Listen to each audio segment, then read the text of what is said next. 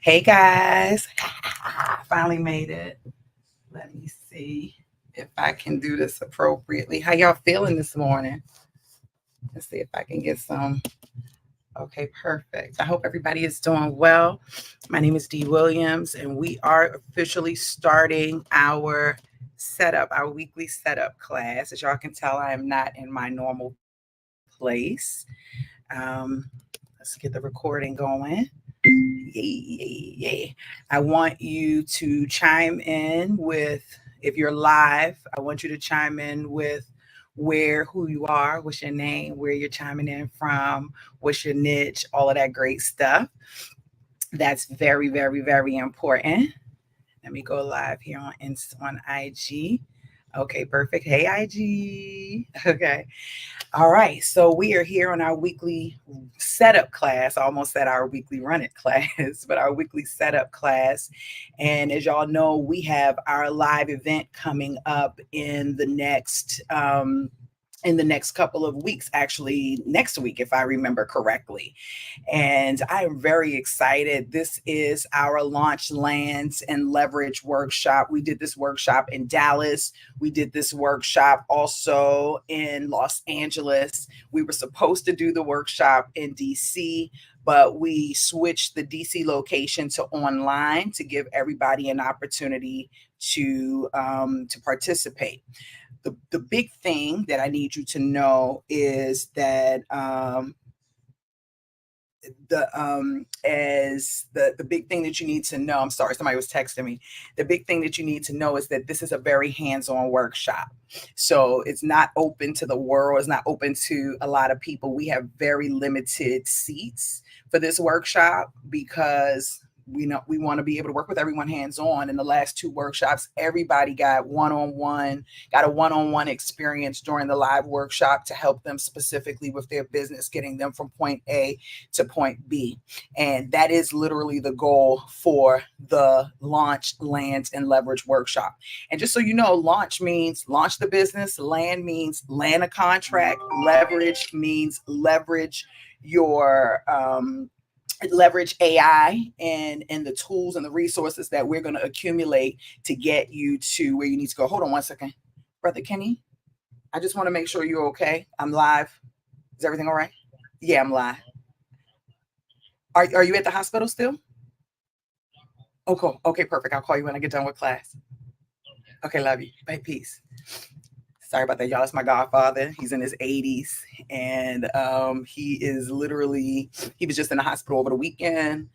And so, I get nervous and want to make sure that everybody is okay. He went back into the hospital, so I apologize, but he's home now, so that's a blessing. So back to the workshop, very important.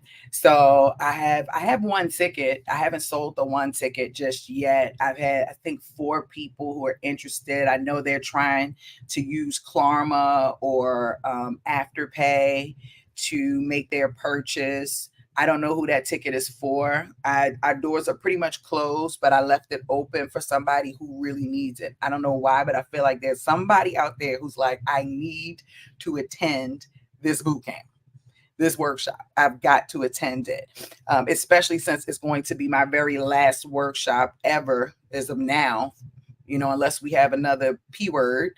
This will be my very last workshop. And so, I really want to put time and energy into helping people who actually need the help in their staffing agency. And so, hey, Diggs, what's up? And so I'm really, really, really excited about you all attending. We have a very small group right now. I've met with 3 people out of the group, I believe. We do a live call before each. I meet with everyone before the workshop individually so that I can get an understanding of where they are in their business, what they're looking to achieve and accomplish out of the workshop and different things like that. This isn't to say I won't have more workshops, but I won't have any more workshops regarding staffing in particular. Most of my workshops now are going to be about unleashing your ideas and building your online business and stuff like that. But that's in 2 weeks. That happens in 2 weeks. That happens after we get done with the Staffingpreneurs Academy launch, land, and leverage workshop. So I want you to go to Staffingpreneurs Academy. Get your ticket if you want to be a part of the workshop. This today is your setup class. So this is where you come in, you ask questions. I'm only going to be live this week and next week. After next week, after September, I'm no longer live for the setup class anymore. So what we did was we actually decided to open up the classes. So for all of the people who are watching live online, if you don't want to get the course and you just want to join these live classes, the ones that you see here on Mondays, we have 3 live classes: the setup, the launch, and the run it class. You can actually now go to Staffingpreneurs Academy. There's a section in there that says live classes. You can actually purchase the live classes for 3 months at a time so that you can actually have an opportunity to get in and get your questions answered. Just know we're going to try to get you into the course because the classes accompany the course. But if you just at the point where you can only afford the classes, or you already up and running and you feel like I'm just going to take the classes, that option is available to you at staffingpreneursacademy.com.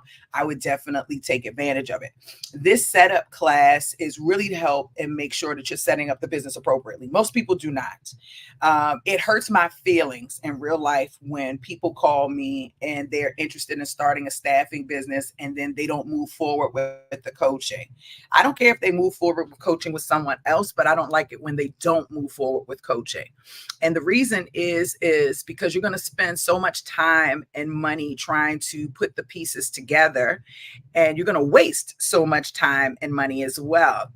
It's really important that you understand that while this business doesn't have as much compliance as a home healthcare business or something like that, there are still layers of compliance that you are responsible for as a staffing agency. And most people who start a staffing agency is not compliant on any level, right? Because they don't even understand what that compliance is because they haven't really gotten the support. So this class is to help you get support. This class is to help you to understand what you need, what pieces you need to put into place to actually bring your staffing business to life.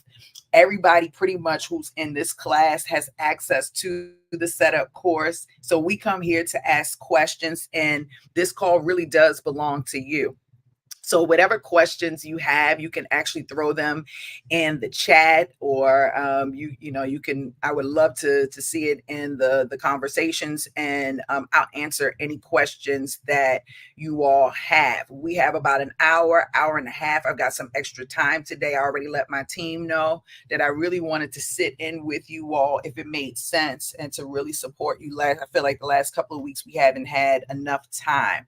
So if you're here and I want you to first greet yourself. Hey, y'all, how you doing? Just like when you come into any type of organization, the first thing you're doing is greeting yourself, right? You're saying, hey, what's going on? I can't find my Zoom. Where's my Zoom? Did I lose my Zoom? No, I know I didn't lose my Zoom. Where's my Zoomies? Where's my class?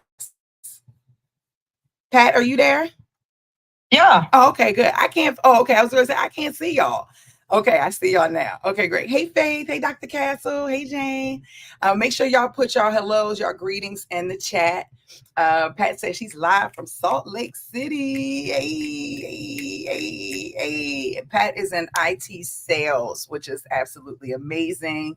Jane is from Boise, Idaho. She's doing healthcare and nurses. She's actually brand new today. I asked her, is it okay if I introduce her? She said, yeah, that's fine. So I'm going to give her a moment in a second to introduce herself and to tell us a little bit about what she's looking to accomplish with a staffing business. Everybody remembers what it was like when it was your first day, your first moment. You were like, I'm trying to, get everything together. So I'm really excited. Dr. Castle is here. She's in Texas, I believe. Dr. Castle, you're in Texas, right? I think you're in Texas, right? I want to put you either in Yes, Texas. dear. I'm in Texas. I was going to put you there or North Carolina. So Texas. No. Yeah, because Texas is a lot better. What is the weather like there right now, though? It's beautiful. Is it?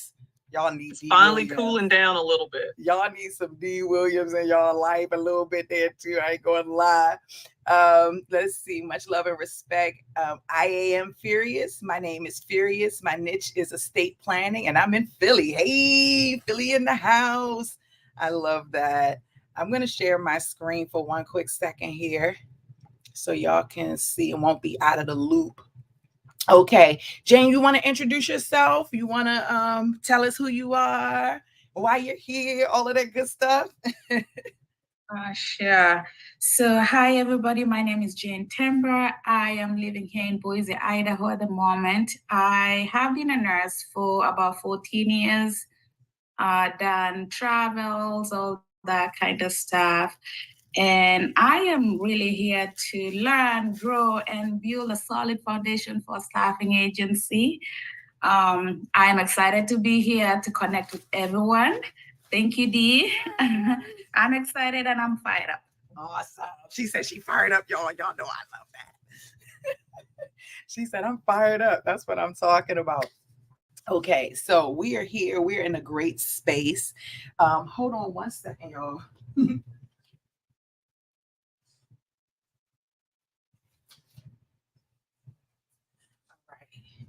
I want to be able to see all my comments when I come on. And sometimes I can't see my comments, and I want to see everything y'all want to tell me. I want to see. I want to know. Here we go. Perfect. Okay, so questions in the box, because y'all know I will take over this class so bad and be teaching my life away. So I want y'all to get your questions. They're in the box. And let me know what questions do you have around setting up your staffing business. So I don't do how to get the clients per se. That's not about setting up your staffing business unless you're talking about laying down the foundation for getting the clients, right? This class is about making sure that your foundation is laid out, like that you understand all the things that you need in regards to building your staffing business. So questions in the box. I'm going to try to go inside the studio here so I can see the conversations. Hold on. Okay, perfect. All right. Hey, Nelly. Hey, Nelly's in the house. She said, this dynamic duo. This is Nelly from Indiana. Nelly, I didn't know you were in Indiana. Nelly, some of my favorite clients are in Indiana, okay? And I'm not even joking. Shout out to Mary and her sister Becky in Indiana. I love. Shout out to my sisters, not my real sisters, but they feel like my real sisters at this point. Dr. Rice and Nikki, you know, all in Indiana. So some of my favorite people in Indiana. So I'm so glad to see that you're there. You got that Indiana vibe going with you. So while I'm waiting for you all to bring your questions in, I want to talk to you a little bit about what it takes to set up a staffing agency and get it to the point of generating revenue. I feel like that's very, very important. Here at Staffingpreneurs Academy, we have like a digital checklist, and our digital checklist keeps us on track. It's called the Health Start Checklist. I'm going to show it to you. It keeps us on track to make sure, let's show you right here, we know what's going on.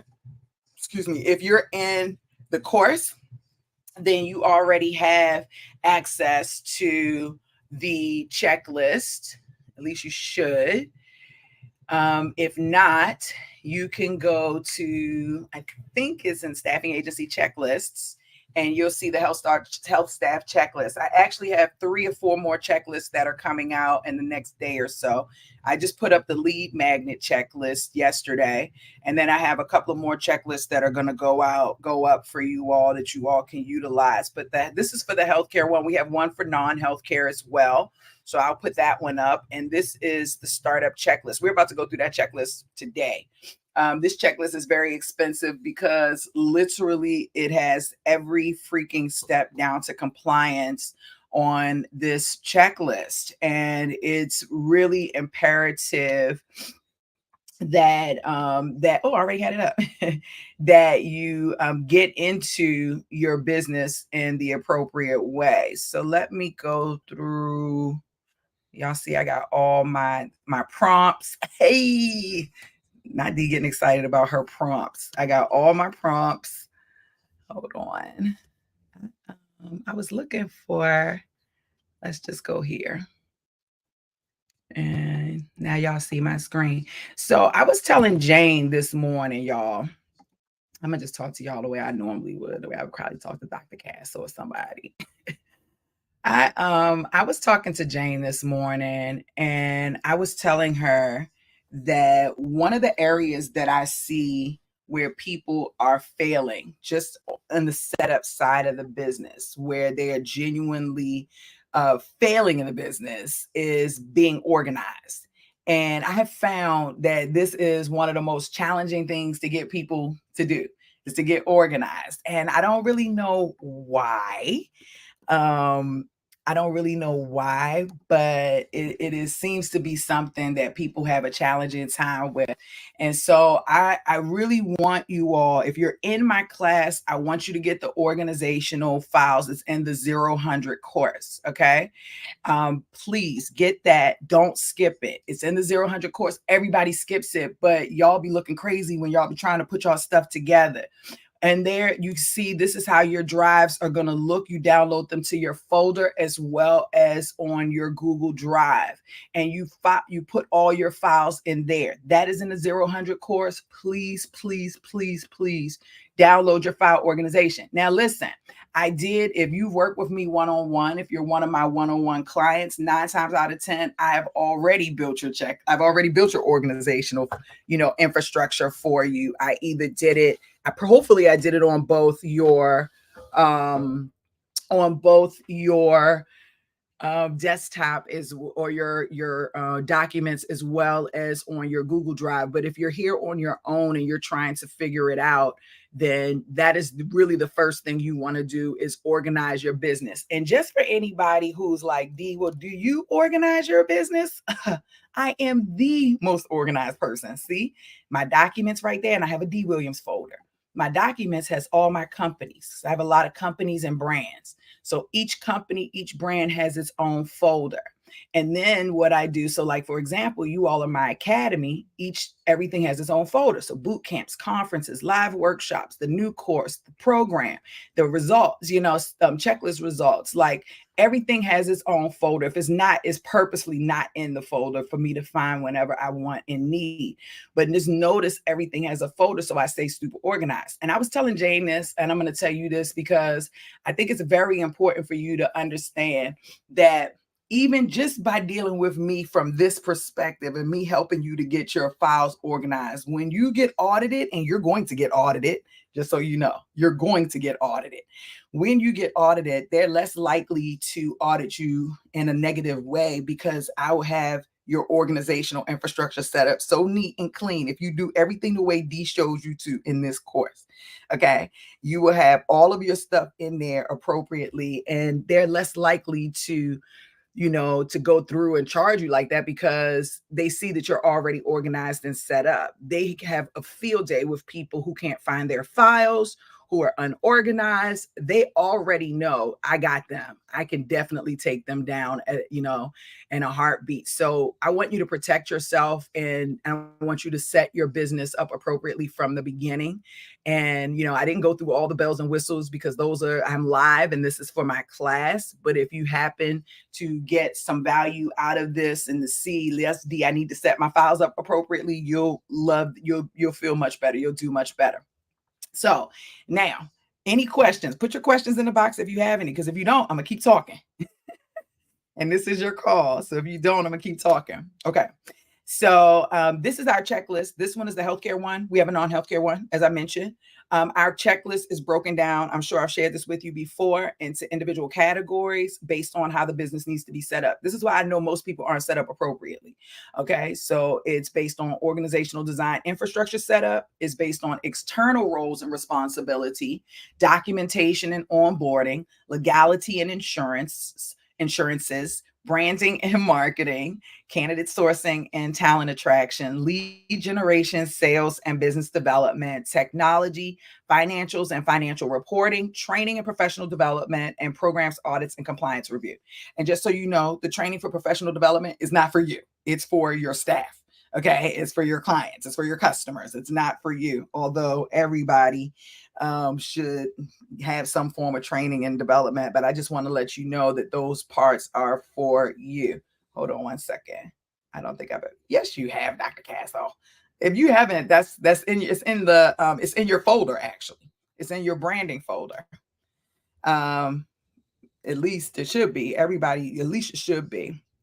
So that's what this one is. Now I cannot show this full checklist because it is for my students, right? But or for you to purchase. But I will share some things with you here today that I feel like people actually miss out on. So when I pretty much use this, I gave this to my clients, my staff entrepreneurs, but I pretty much use this with my one-on-ones. If someone is in my my accelerated program, or rather my D to me, like if they fly me out to them, that's accelerated with D. So that D to me, if they're in my legacy program and I'm physically flying out to my clients and I'm doing business with them in a different way, they get this checklist. I have a totally different checklist for everybody else. However, some of my clients I kind of fell in love with. I put it in there. If you built your brand with me, I put the checklist in there. So for some people, we gave the checklist away.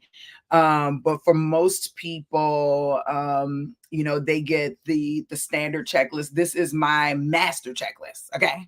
And so as you can see, there are percentages there. Each one stands for something different. So the green is, yes, I have this complete.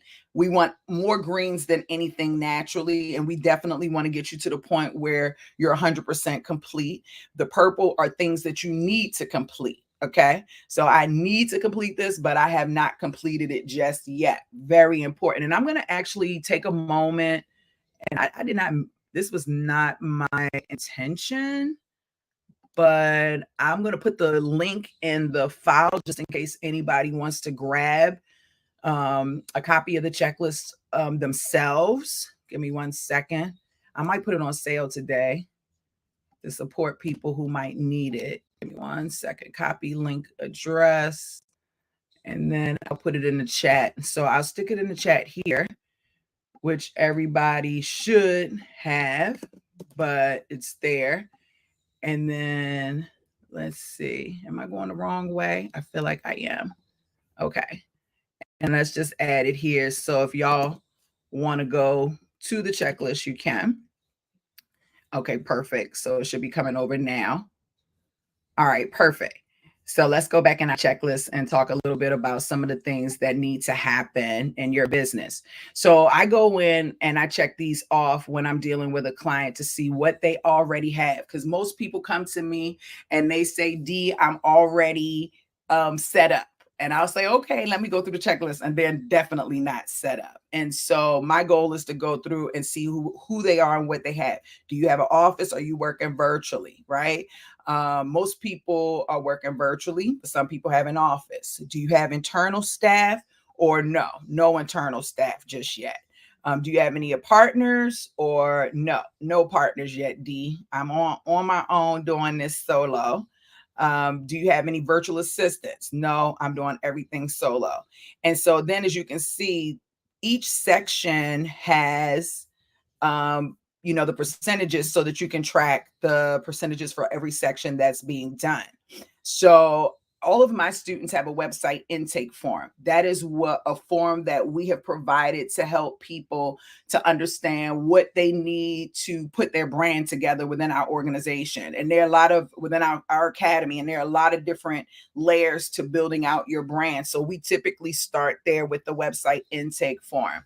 The next thing we do is we define your impact goals. Most people don't have any goals, much less impact goals. But defining your impact goals are very important. getting your financial goals established and establishing phase 1 of your budget, because you're going to have your budget is going to be broken down into 3 phases in regards to building them out over time. But you can only get phase 1 at this point. You can't get to phase 2, phase 3 of the budget building until we get further on in the process. We here like to work off of Google Workspace, but some people use Microsoft. We are a Google Workspace Academy because most people go to Gmail, right? It's just easier to log into Gmail and to work under Gmail than it is, in my opinion, to Microsoft. So we use everything on a Google Workspace environment. That allows us to be able to use the Google Drive. If you're in Microsoft, then you're probably going to use OneDrive, I think it's called. Or I think it's called OneDrive or Note. But I'm not sure what Microsoft uses because I don't use Microsoft any longer. But you want to get your cloud storage. Everything I showed you earlier, where I was showing you like getting everything organized or what have you, that's where you're going to do that. That's where that part comes in. You definitely want to have a company name. If you are building a staffing agency, please do not put the word staffing in your company name under any circumstances whatsoever. If you are building a staffing agency, please do not put staffing in your name under any circumstances whatsoever. No, do not put the word staffing. You can put the word group. You can put the word associates. You can do a lot of words, but just do not put the word staffing. And I already know you're going to ask me, why can't I put the word staffing, Dee? And I'll just say it. I know I've mentioned it a lot of times, but I'll say it again. Most companies run from staffing agencies today. And so when you put the word staffing in your company name and they see that off the break, it allows them to push you away so much faster. If you don't have staffing in your name, they're not aware that you're a staffing agency, and that gives you an opportunity to get one step closer to your goal, right? One step closer to your goal. I feel like I want to record this for whatever reason. I mean, I'm recording it in one space, but I'm recording in another space too. Hold on one second. Record. Recording in progress. So keep that in mind. Let's see. Company name, tagline. Every multi-billion-dollar company has a tagline. You need a tagline for your business. It is what sets you apart from somebody who's putting this thing together, on their own bits and pieces. You need a tagline. One more thing I want to go back and say about the company name. Do not put LLC in your company name. Okay. Don't put LLC in your company name. Don't put corp in your company name unless it's a true part of your company name. Rookies create their name abcstaffingllc.com. Don't do that. Nobody needs to know whether you're LLC or corp or anything like that. That's for the bottom of your website. That's for your legality. You do not need to put that in your domain or in your company name. Your company name will be whatever it is, and then how you choose to legalize the business will be what the postfix is, the suffix. I think they call it the suffix, the ending part, LLC, corp, LP, whatever the case may be. But that doesn't need to be in your domain. So don't do that. That's very rookie. Okay. And while we're here, we got this little short break. I just want to say, if you're watching live on YouTube, please like this video right now, because you're getting massive value for free. Okay. And because it'll make me keep coming back. So please like this video. If you haven't already subscribed to my channel, please do. If you're on any of the other networks, like, follow, subscribe, all of that stuff, because I genuinely want to see you grow in your business. And I appreciate you doing that for me. The next thing I want to talk about is your niche. So most people don't really have a niche, right? They're just like, I want to staff. But going into staffing, into the staffing industry that's already been established, like, you definitely want to have a niche. You definitely don't want to go in trying to offer everything to everyone. It's going to be way more challenging. I know y'all have heard me tell this story 1,000 times. However, when I first started with my staffing agency, literally, I was like on hustle and grind mode. And I was like, I'm going to just do get anybody I can get so I can get that money in here. That ended up being one of the worst things that I could do because I was all over the place and I couldn't actually bring something to life. It was hard to get those orders in because I was constantly pipelining in so many different areas. I couldn't duplicate anything. It was like literally a waste of my time. I made very, very little money and I spent more time, doing frivolous things than actually doing the thing that I need to do most, which is to make money. It wasn't until I said, okay, I'm going to focus on one thing. I'm going to just only focus on one thing. Jermaine Williamson, if you're watching, what's up? Shout out. He and I were working together. We were doing with government contracts. He went his own way. I went my own way. Y'all should check him out on my podcast because we're still really cool and he's doing some great things with his consulting firm.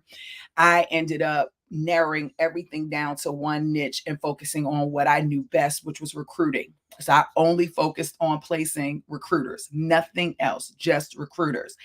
And when I did that, it shifted everything in my business. Like first things first, it made it a lot easier for me to source people because I was asking the same questions over and over and over again. It allowed me to understand my market so differently because I'm talking to people and I get to hear their perspectives. I get to hear what they're going on.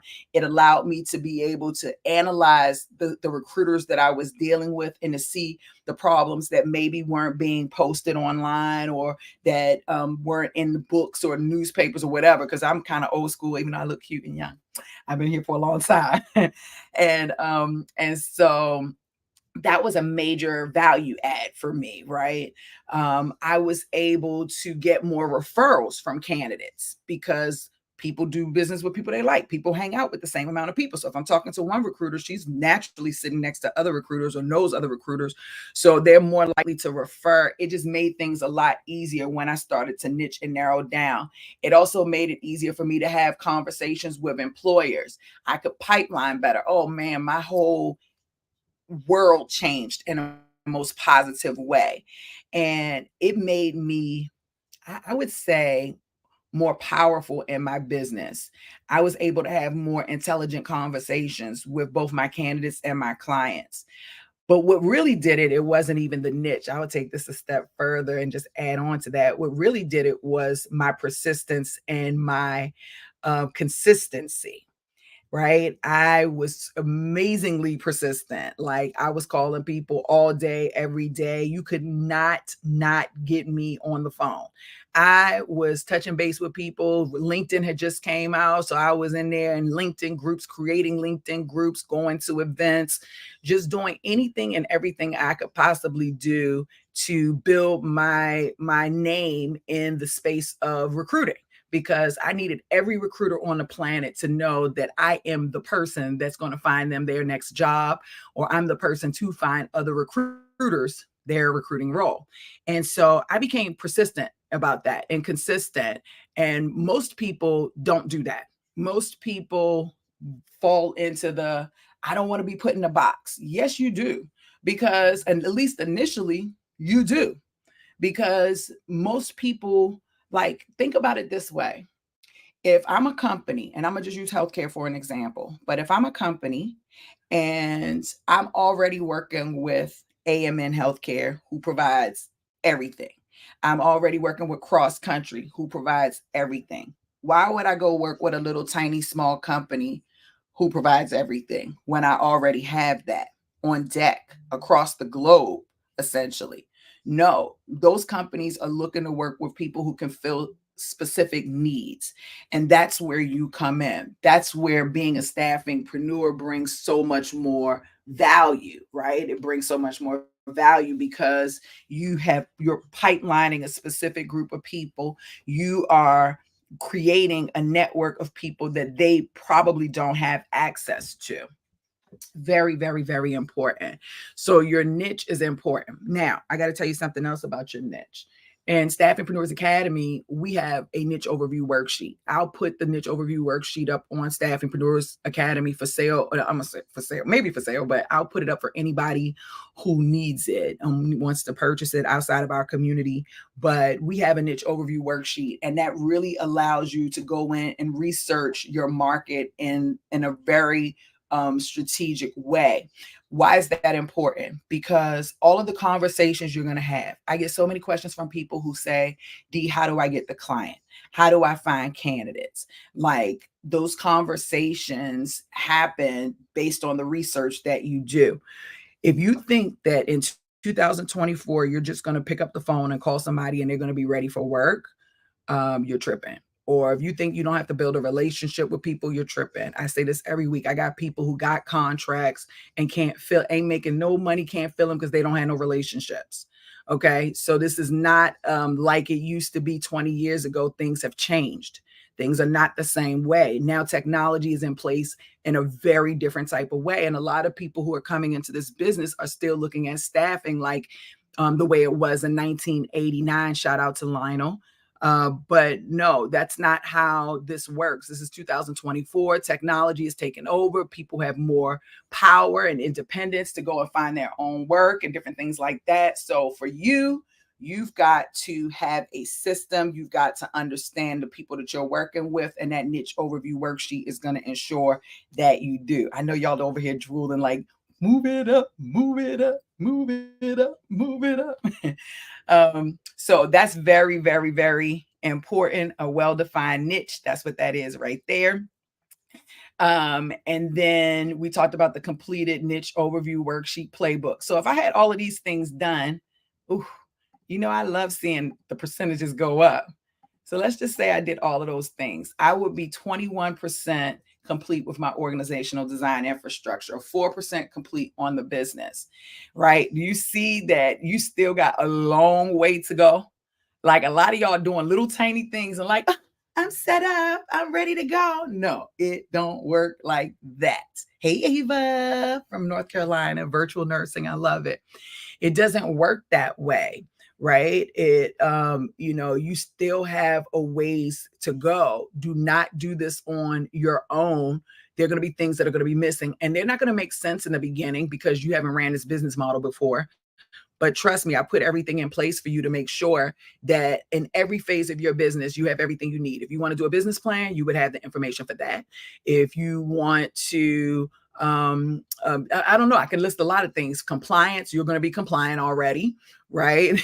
Like, all of those things are already going to be set up for you from day one, moment one. So you'll set those things up and you'll get a better understanding of the importance of those things, how and when to use them. All right. So now, once you finish with your niche overview worksheet, in my opinion, people shouldn't come up with their company name until they flush their niche out. And that's not my opinion. I feel like once you know your market, then you should come up with your company name. But some people already come with their company name and stuff like that. I want you to create a vision statement. You need a vision statement.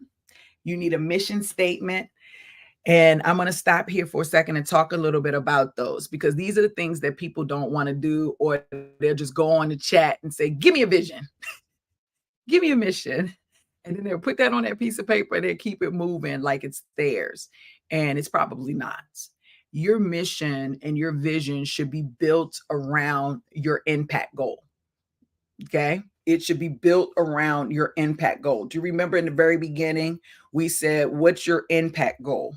What type of impact are you looking to create in this market, in this industry?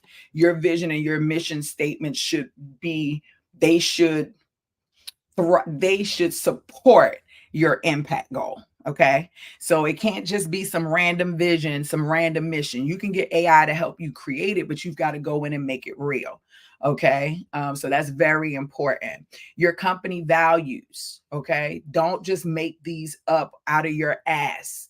You really need to have values and standards for your company, because if you don't, people will take advantage of you. Your candidates will take advantage of you. Your internal staff will take advantage of you when you're ready to hire. Your clients will take advantage of you. Believe it or not, when people are ready to do business, a lot of times they'll go to your website and it has been stated that the most viewed page on anybody's website is their About Us page. That's right. The About Us page, the page where you say not only what you do, but what you stand for. What's your vision? What's your mission? What type of values do you have? What's your philosophy? All of those things are very important for somebody to decide whether or not they want to do business with you.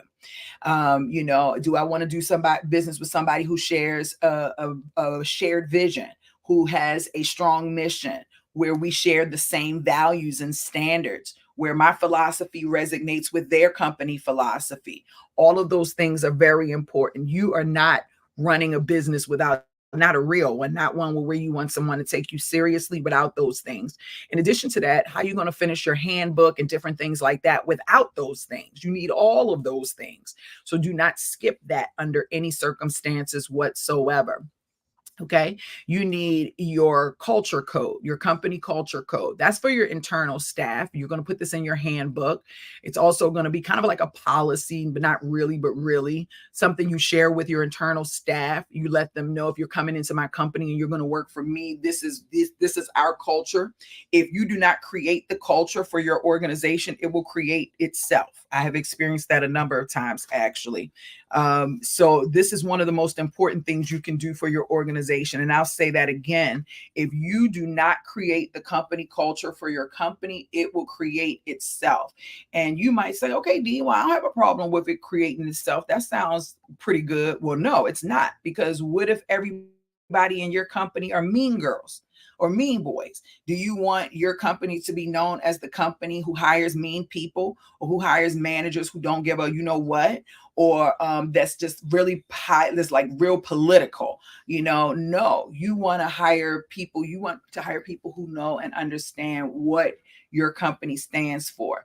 When you go to work for, let's just say, when you go to work for Apple or Netflix, they hire based on culture. They're not really hiring based on whether or not you can do the job. I feel like they feel like that's something that, is given or can be taught. But for them, making sure that you fit into the culture is what's most important to them. And as a homework assignment, I would encourage you to go in and to just search companies and culture codes. Get a list. Like I did this with one of my clients recently. So let me show y'all this. Y'all know I'm like addicted to AI. So if you go into Perplexity, I like Perplexity for different reasons. I feel like Perplexity is the better app to go to when you're looking for stats.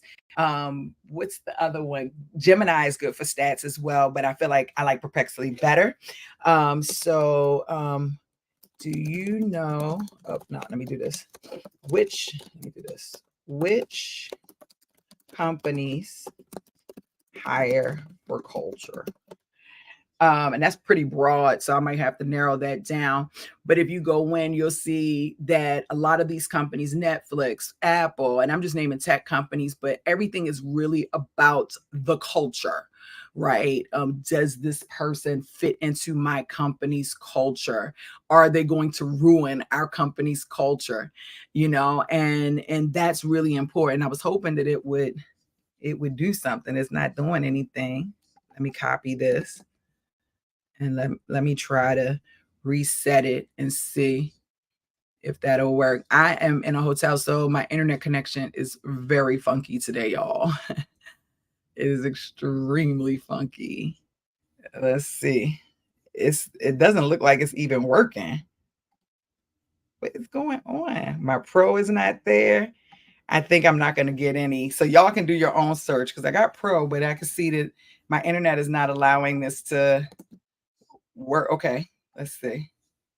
Yeah, it's not working, I think, because of the internet or whatever. But anywho, I would just go in and do a search and just look up company culture codes. You're going to find that that's very, very important to your business. And you might be saying today, Dee, well, I don't even have staff, so I don't need to do that. I can wait until later. Do not do that. Do not do that. Do not do that. Do not do that. Everything that's on this checklist, you want to do now. You do not want to wait until you need to do it, and now you're moving in a reactive manner. You're building a company right now. Even though you may be the only person in the company, you're not building this company to be the only person in the company. You're building this company to expand it into a multi-billion-dollar organization. And so for that reason, you've got to build your company as if you're building the full infrastructure now, at least things that don't require money per se. Like building out your culture code does not require money, right? It requires you understanding this is the type of culture that I want to build in my organization. These are the types of people that I want to hire. You are going to need a company theme. You're probably saying, Dee, why do I need a theme? What's a theme? I'm not going to share all the ins and outs around a theme, but what I will tell you is that your theme is imperative, because today in 2024, you can't just pick up the phone and say, can I get the contract, and expect for a multi-million dollar company be like, sure, let me give you the contract. I've been waiting for you all day to call me. Here, I'll sign it, and now we can do business together. That's unrealistic. That is unrealistic, even though many of you actually think that's how the business works. Many of you genuinely believe you could just pick up the phone and get a contract. Now, does that to say you cannot? I'm not saying that. Things happen. Of course, it can happen. But I will tell you right now that you need more than just selling your services to get in the door of an organization. Okay? You need more than selling a service. You know what I'm saying? You need way more. And so it's very important that you understand that you need something to talk about beyond your services. Your business model has to be a value add to the industry in order for people to want to take you seriously. You need to show yourself as a thought leader, and your theme will help you do that. So you definitely need a theme. It's imperative. You also need a differentiator. You need something that sets you apart. It's your secret sauce.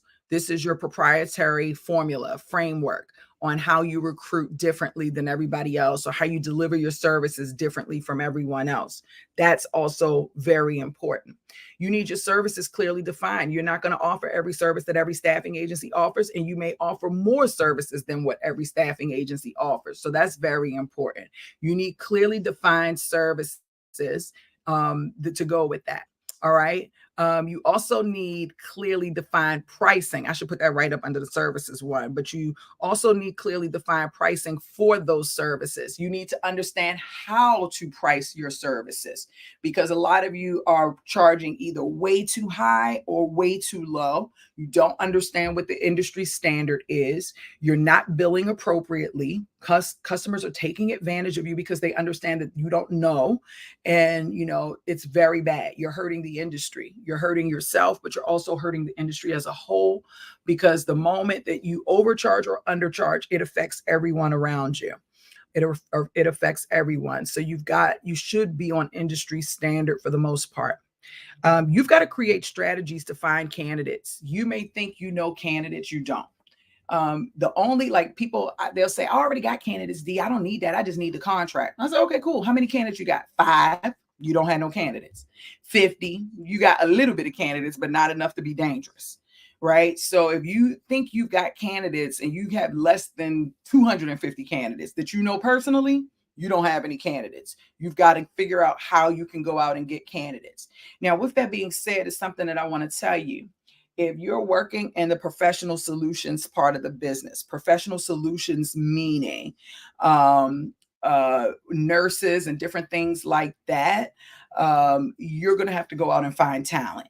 If you're in the commercial space where you're doing like warehouse, customer service, different things like that, you probably won't have to go out and find them as much. You can just put an ad out and they'll pretty much come to you. You're not going to get the best talent, but you will definitely get great talent or good talent from those roles. So it just really depends on the type of services that you offer. Nurses, IT, anything over 60,000 is professional solutions. Anything under 59,000 is commercial. So they move a little bit differently. You need strategies to find amazing talent. You need lead generation strategies. How are you going to acquire leads from employers? What's your strategy? How are you going to do that? And I don't want you to just put that as something that you, because a lot of people will just go, a lot of people will just say, oh, okay, my strategies are this, and they will write those strategies down. And they won't write those strategies down. They will just say, this is what I'm going to do. But you've got to write your strategies down. You've got to write them out. And you've got to know exactly what type of candidate and lead generation strategies that you are putting into place. Now, and with my people, I have them complete employer journey roadmap and a candidate journey roadmap and then an internal employee roadmap. And you might be saying, okay, well, Dee, what is a roadmap? What do you mean by that? I'm going to show you. Hold on. Yes, this is perfect. I'm going to show y'all what the roadmap looks like. Audit before checklist, how to get the contract, credentialing, insurance. Here it is. This, you see this? This is the roadmap. This roadmap tells me each step that I need to do, what the step is, and like what I need to go through to get that step going, like from A to B, where am I going kind of thing, right? What do I need to do? This is a roadmap, and you need a roadmap for your business. This is your candidate journey. This is your client journey. This is the joint journey. And in the academy, we have a blank one, so you can go in and put your stuff in there. I've already gave you the cheat sheet for it here so that you can see some of the things that you need to do. But based on your business and based on your business model, you're going to define exactly like what each bullet point is going to be, what that journey is going to be for you and your candidates. That's very, very, very, very important. Okay, let's go back to our checklist. There it is. Very, very important. Okay. We talked about that. I want to make sure I don't go too far down.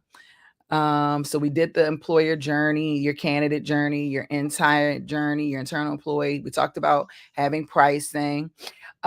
So when you're in my school in Staffingpreneurs Academy and you've created a financial goal, your financial goal is not just for the year. Your financial goal is for the next 10 years. And it's so that we can create a full infrastructure for your business and what it looks like based on your vision. And we reverse engineer our way backwards, right? So if in your mind you said, I've got $100 million company in 10 years, then we're going to reverse engineer that backwards. And we have to define what is it going to take in order to see that type of company. So we're going to build out a preliminary org chart.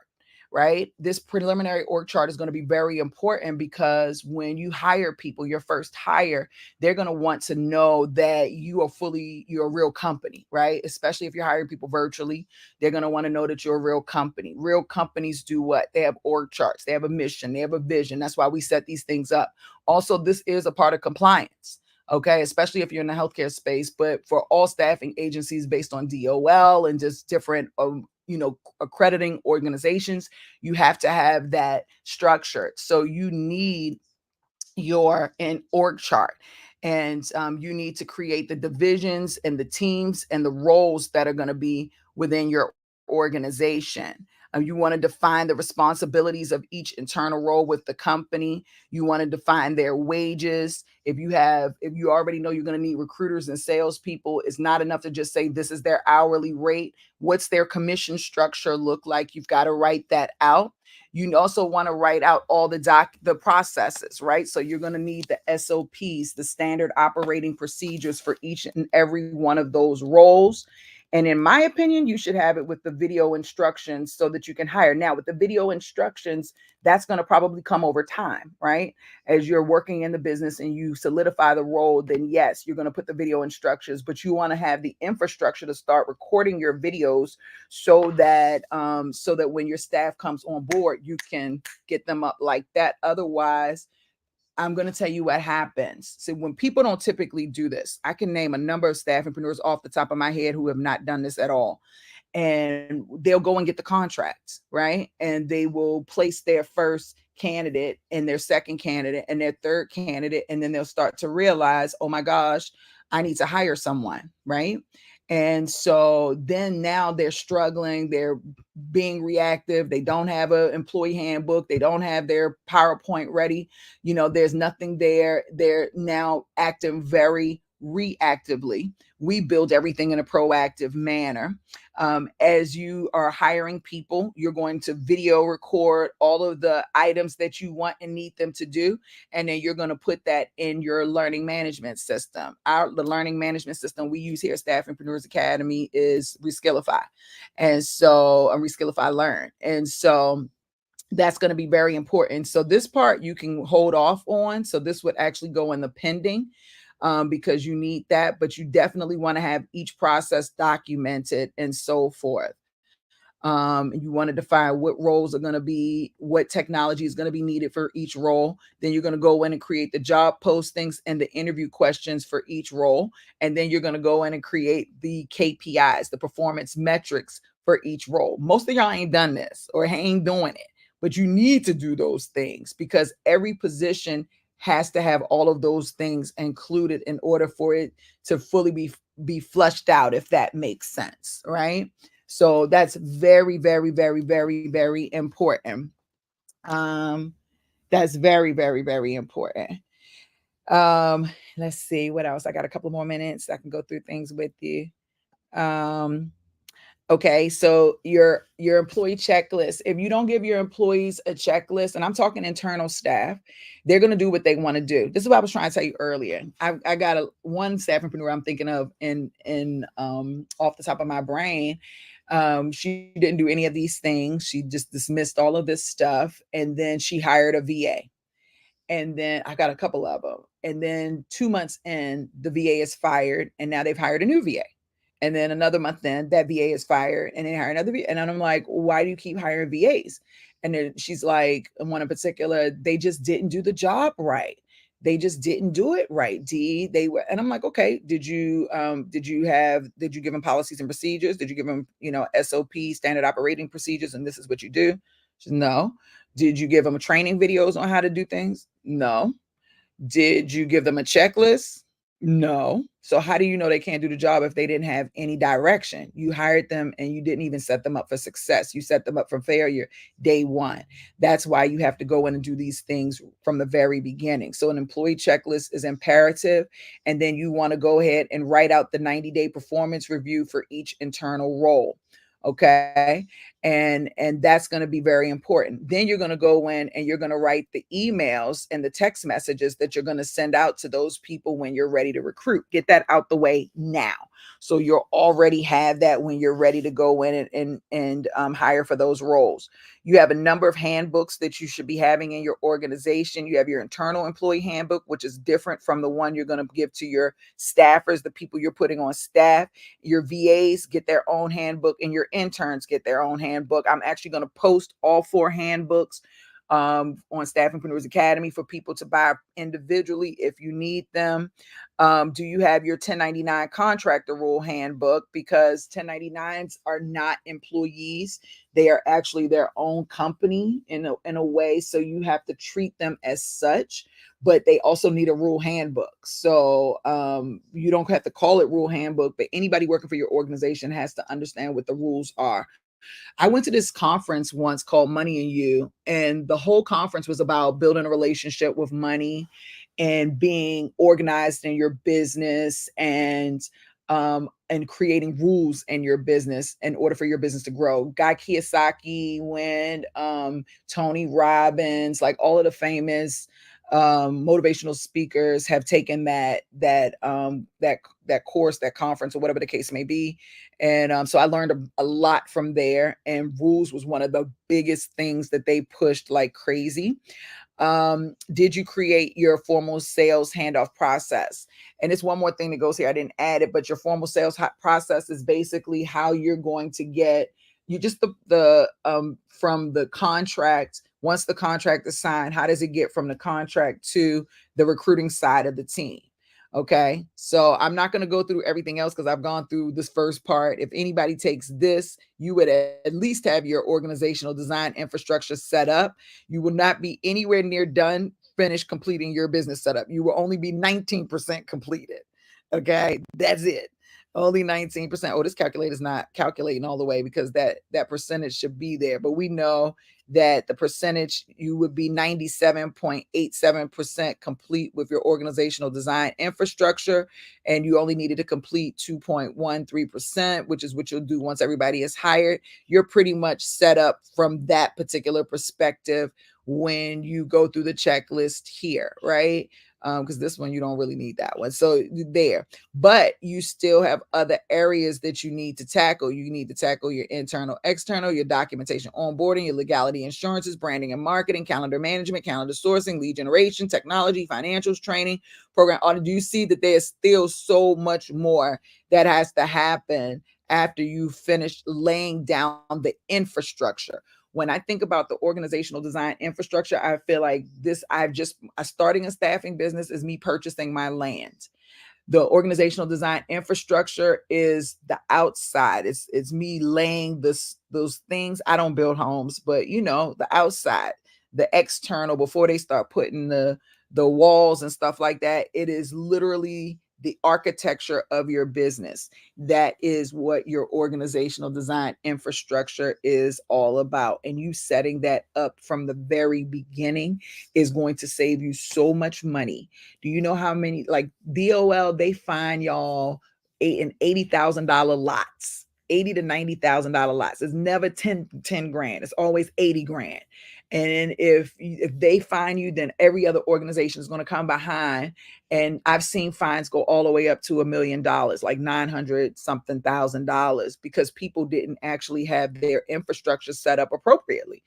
And not just their infrastructure. I mean, it's the whole business, but this is just one piece of it. And when you do these things, you're putting yourself in a great position of being compliant, because a lot of the compliance that's involved with this business model starts here.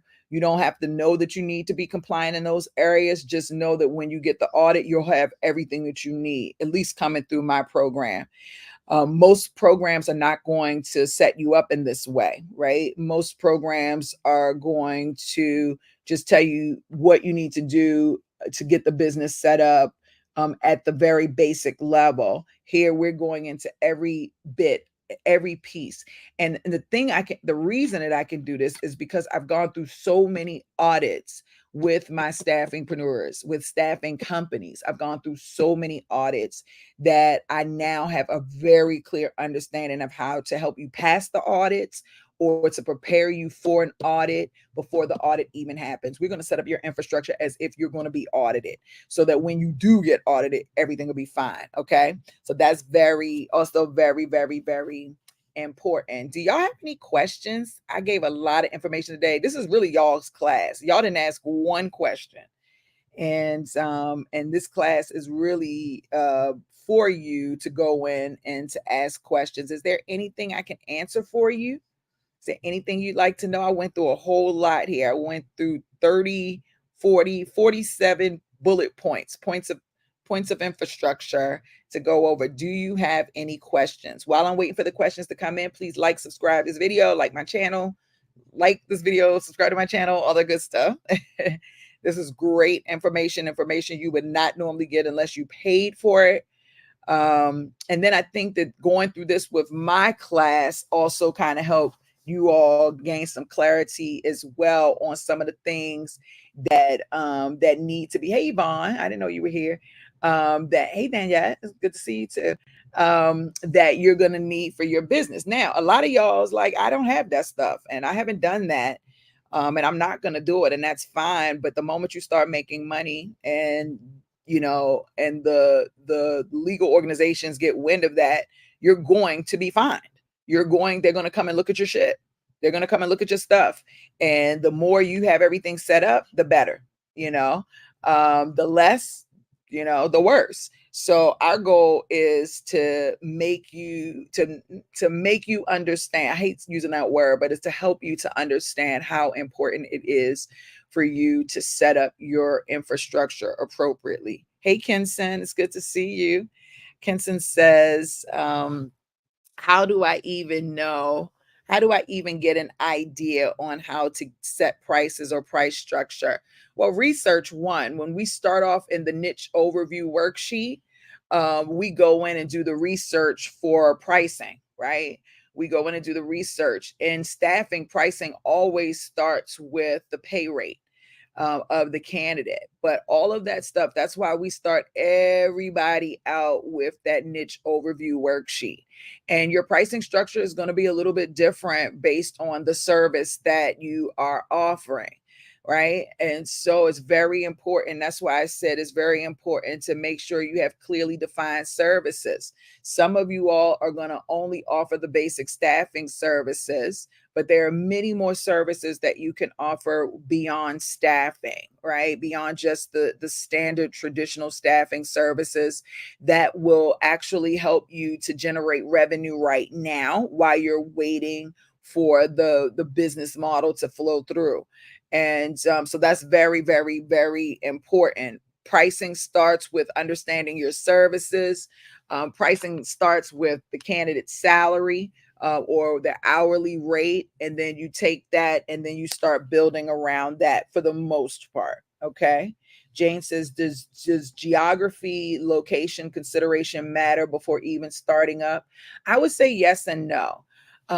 So like California is like one of those places that I always tell people, like, I do not want to hire in California because the laws are very pro-employee and not pro-employer.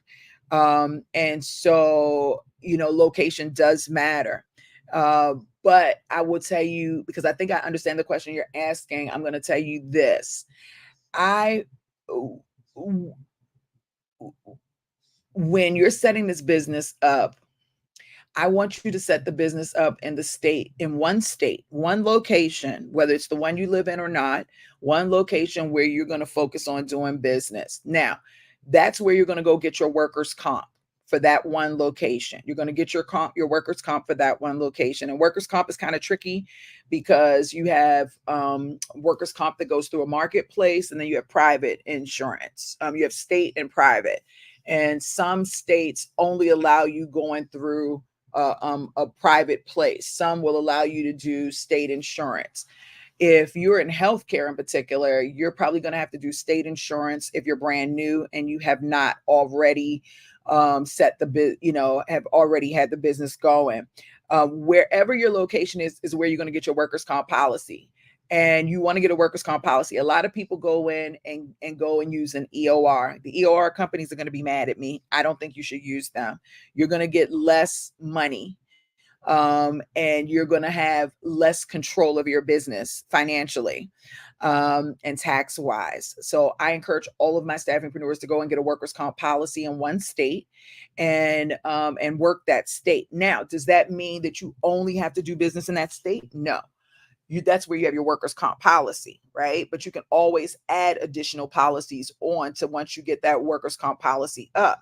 So you can still market across the United States if you choose. It's just if you get a contract in a state where you don't have a policy, you're going to need to add that policy on. Some people like to just start in their local area or their state. That's totally up to you. In my opinion, yes, work my local, but I'm also going to probably work nationwide. And I'm going to look to build relationships with people that make the most sense and that matter the most so that my business can grow in the most organic manner possible. Did that answer your question a little bit, Jane? There are a lot of layers to that question, actually. But I'm hoping that you got a little bit something from that question. Yes, it did. Perfect. I love that. Awaya, who is this? Ava. Hey, Ava. She says the 1099 form. I keep getting prospects who want to do 1099. Can staffing agencies do 1099? I keep turning those people away, as you should. Staffing agencies should not do 1099. It is the fastest way to get fined. It is 1,000,000% the fastest way to get fined. And I'm talking about 1099s from the perspective of people you're staffing for your clients. Do not put them as 1099 employees. You shouldn't put anybody as a 1099 employee or 1099. They're not employees if they're 1099 unless they're structured as 1099. And the Department of Labor has very specific rules around what a 1099er is. And And so, no, you do not under any circumstances want to do that. I have a lady right now working with, when I first met her, she was like, yeah, all 300 of her staff were 1099s. Her fine was 180,000. As of the last time I talked to her, she got fined. But I also have a young lady who has a $980,000 fine, right? From having all 1099ers. You do not want to hire your staffers, your contractors as 1099 employees or 1099ers at all. That is the fastest way to get pinged and to get fines. Now, your sales team internally, depending on how you set your infrastructure up here, you might be able to get away with that, right? And it really depends on how you set this infrastructure up that will define that, and how you have to ensure that they can work under the 1099 umbrella.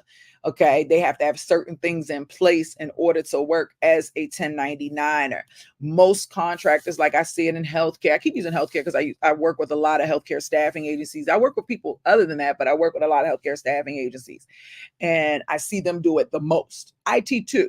I see IT people do it a lot. They're like, oh, I'm going to just go ahead and I'm going to put them on 1099 and you can put them on 1099 if you want. You're going to pay for that. You are going to pay. You can do it now or later, but later you're going to pay so much more, because the moment they put that fine on you, they're going to immediately start charging you interest, and your fine is going to go from 180,000 to 380,000, and you ain't do nothing. You understand? So that is very, very, very important. Never 1099, always pay yourself yes, you should also pay yourself as a W-2 employee as well. I think the only role you could potentially get away with 1099 is sales. And like I said, there's a special way that you do that. That's not something I would share on this call. That is literally only for my one-on-ones, if they're interested in doing it in that way. I did share a piece of the formula with the people who attended the Launch, Land, and Leverage workshop. So if you want to get that information, we do have one more ticket left. It's a 3-day online workshop that you can do. You can go to staffingpreneursacademy.com, go to the menu, hit live events, and you can see it there. And then I do some of the things that I shared today. We do go through and flesh out during that workshop as a bonus. But I promise you, if you play in that 1099 game, you are going to be hurting later. One more thing I'll say is, if all of your employees right now are 1099s, you should call me so that we can try to convert them as soon as possible, because the Department of Labor is going to be the first one on your ass. They're coming after you. And I've been told that they're coming after all agencies, but they start with the small ones because they're easier to catch and to find. And so that's why it's very, very important that, you connect yourself with someone who understands the audit process, someone who's gone through audits, someone who can tell you, yes, this is right, no, this is wrong, different things like that. That is very, very, very, very important, very important. So Ava says, so what's the 1099 form? So it's not a 1099 form that you see here. This was the 1099 contractor rule handbook. It's kind of like a handbook for the 1099ers. So it's not necessarily a form. It is the handbook. It is to make sure that you're giving them rules for what it is that they can and cannot do when working with your organization as a contractor. That's very, very, very important. As I mentioned before, if you don't have rules, then people are going to do whatever they want. They're going to do whatever they want to do, and it's going to make you very uncomfortable. You're not even going to like your business. So you've got to have rules. Even for your contractors. That's why we have handbooks for each type of employee: internal, external, your virtual assistants, your your interns. And I've got to tell you that that your VA handbook is going to be different for India versus the Philippines versus the United States. So you could have 3 VA handbooks. You could have 1 external employee handbook, or 2 or 3, depending on what your niches are and the types of roles you're filling. You're going to have one internal employee handbook for the most part. So that's very, very, very important. Most people just have one handbook. They're already out of compliance if you only have one handbook. You're already out of compliance if you only got one handbook. I can tell you that right now. You're already out of compliance. So very, very important. This is just the starting point. We're only 19.25% done setting up the staffing business. We've got a long ways to go. That's why if you're talking to people, coaches, fake coaches, I call them fake coaches, that tell you they can help you set your staffing business up in 5 weeks or 4 weeks, they are lying. They are lying flat out to you, period. If they tell you it takes about 3 months, I've been doing this for years. It takes about 3 months to fully set it up, especially if you're not working, if you're working a full-time job. If you are doing this full-time, it can definitely be a lot less. But if you're doing this, working a full-time job, you know, it's very different. Look at Dr. Castle. She said it's a big lie. It is. You need to run from anyone that tells you, anywhere you see a advertisement and they say 4 weeks and your staffing business is set up. Lies, lies, lies, lies upon lies. It takes 3 months if you're working a full-time job to set up this business. If you're doing this business on your own and you're doing the business full-time, then it won't take 3 months. It might take a month and a half, depending on how hard you're going. But it's a minimum of 3 months. Look at Pamela. She said 3 months or longer. Don't let people fool you. Do not let people fool you. Do not let them fool you. Do not let them fool you. Okay.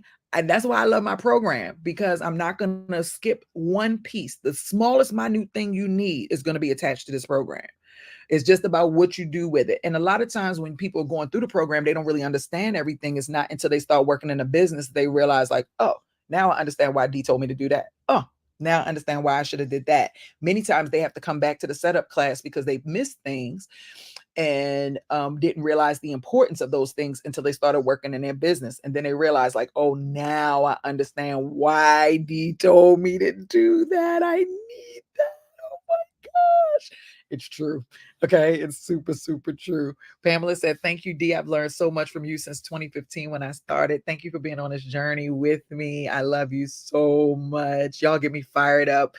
You know, when I see you all investing in yourselves and really like people who go in and actually get a coach and actually go through a coaching program, whether it's Dee Williams or anywhere else, I have so much more respect for them because it's their way of saying, I'm taking this business seriously. I'm taking my dream seriously. I'm taking my goals seriously, my business seriously. I want to save money. I want to be compliant. It's like they're saying all of those things. So if you're watching this video right now and you're trying to DIY, stop it. If you're watching this video and you're serious about making money, you're serious about building your business, you want to get into a program that's going to support you and ensure that you don't put in money today to lose it tomorrow. Right? Because a number of people who've gone through those fines, those audits, their doors are now closed because they couldn't afford to pay for the, and it's like, they'll tell me, if I only would have found you first, if I only would have signed up when I said I was going to, and you don't have to have those regrets. You can just do it the right way from the very beginning. So I hope today's class was helpful. I will stay open for another couple of minutes if you have any additional questions. Today we talked about your organizational design infrastructure setup and just getting those little tiny pieces, those blocks, and just putting them together to make one full infrastructure. If you can complete this, you're about 20% done setting up your business. And you still got another 80% to go. So this is part one. This is one of the things these are all items that we go through in the setup class.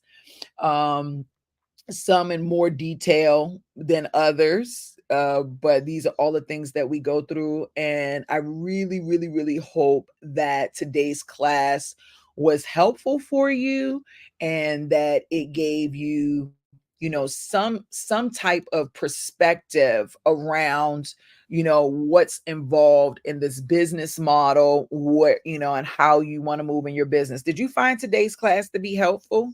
I don't know. Let me know. Was today's class helpful? Was today's class helpful? Do you feel like it helped get you fill in some blanks that maybe you didn't necessarily already have? Anyone? Yes, Jane said very helpful. I appreciate this. Perfect. Faith said yes. Perfect. Faith, I've got Dr. Class will say your classes are always helpful. Thank you so much for that. That's so interesting. Ava said, how do I go about getting a handbook for my VA in India? I have one for my internal staff and for my business that I have from you. My HR department did that. It's based on laws in India. So I have an HR lady. So we give you a portion of the handbook, but those laws are specific and they change quite often in other countries. So for the Philippines and India, so what I always told my staffingpreneurs to do is to hire an HR consultant until you're large enough to hire your own internal HR person. And so you would definitely want to hire somebody in HR who's done international HR, and they can help ensure that your handbooks are compliant, because the vacation time is different. The holidays are different. How you engage with them legally is different. So there's definitely different layers to that. So really important. Nellie said, yes, it was helpful. I love that. Okay, so that's it. I think we're in a good space today for class. We actually have class today at 2 p.m. Eastern. We have the Run It class. That's our 2-hour class. So if you're at that phase in your business and you are ready for that class, please make sure you come into the class. We only have 2 more weeks left where I'm going live on YouTube with these setup classes. After that, there will be no more setup classes. If you're interested in attending these classes, you can go to staffingpreneursacademy.com, go to live classes, and you can get access to the live classes. I would encourage you to do the one where you can get access to all 3 live classes. In the event you want to go back to the setup, you want to do the Run It and the launch. But the setup and the Run It classes are also sold individually if you just want to do the classes. So that's very important. You can go to Staffingpreneurs Academy to do that. I do want to invite you to the Launch, Land, and Leverage workshop. It's our last workshop. It's live, but it's online, so you can be anywhere in the world. Okay, you can be anywhere in the world. I want you to attend. Go to staffingpreneursacademy.com and go to live events and get your ticket. I'm only selling one more ticket in real life. So it's for the person that it belongs to the most. For everything you see on Staffingpreneurs Academy, you can use Affirm. Doesn't work with us based on what we do, but Afterpay and Klarma does. So you can go in and get that support if you need that financially. What else did I want to tell you? I think that's about it. I hope today's class was helpful. I'm excited to see you all next Monday. I will see you all today at the Run It class. There is no launch class today. I'm not even in town, so there is no launch class today. So after the Run It class there is no launch class today. Okay, no launch class. We will have launch class next week. And don't forget that next week is, I just want to look at my calendar. Next week is the last week that we are doing live on YouTube for the setup class. After next Monday, there will be no more live YouTube classes. Okay. So you definitely want to go in. I love y'all. I hope y'all are actually having an amazing day. I want y'all to work on y'all business. I'll see my Run It class people at 2 p.m. Eastern, 11 a.m. Pacific. And y'all have an absolutely phenomenal day. Just so y'all know, all the replays have been uploaded into Staffingpreneurs Academy as well. So the Run It class and the setup class replays have already been uploaded. So if y'all need to go back and check out the replays, y'all can do that there. That was the one thing I wanted to remind you. I put them up the other day. And that's it. I think we are also almost done with all our brands. Me and Dr. Castle went backwards, but I think we have 3 brands left, and then all brands will be completed for the academy. And at that point, we're not bringing in anybody else for doing brand design or anything like that. We are officially transitioning into our world of Reskyleify, and I'm very excited. My staffingpreneurs are always going to be here, and you're always going to be special to me. But as of September 30th, my lives will be around Reskyleify and setting up your online business. So I need y'all to be prepared for that. I've been trying to prepare y'all for the last 6 months that Dee is transitioning out of Staffingpreneurs Academy into something bigger and better. Okay. And Staffingpreneurs Academy is always going to be there. I'm not going to close that down, and I'll do my live classes. But in regards to me marketing and, hey, start your staffing agency, y'all got to get them from the 700 videos that I already have on YouTube. You can come in, you can still buy the academy, you can still do all of those things, but you will not see me on YouTube or anywhere else talking about starting your staffing business. You're not going to see my ads anymore about starting your staffing business. Everything that I'll be talking about is unleashing your ideas and starting your own business, right? Mainly online businesses, but I get all types of clients that do online, in person, all types of things. So that's my next venture, is to show people how to unleash their ideas and to bring their ideas to life. So I love y'all. I will see y'all next week. Thank you for everything. And y'all have an absolutely phenomenal day.